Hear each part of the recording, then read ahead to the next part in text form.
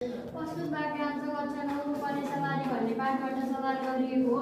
यस वाक्यांश हामीले आफूलाई आवश्यक पर्ने ताजा तरकारी आफ्नै पर्नेसवारीमा उत्पादन गर्नु आवश्यक हुन्छ। भर्खरै टिपेका ओइलाइएका रसिला तरकारी ताजा तरकारी भनिन्छ। हाम्रै घर वरिपरि आफूले उमारेका ताजा तरकारी स्वाद र स्वास्थ्यका दृष्टिले महत्त्वपूर्ण हुन्छ। बजारमा पाइने तरकारीमा विषादी रासायनिक मल प्रयोग गरेर उत्पादन गरिएको हुन सक्छ।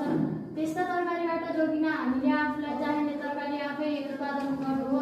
हामीले केही समय र श्रम आफ्नो पर्नेसवारीमा खर्च गर्यौँ भने ताजा तरकारी आफै उत्पादन गर्न सक्छौँ। पर्नेसवारीमा काम गर्दा कसरत भइसक्छ, शरीर स्वास्थ्य पनि हुन्छ।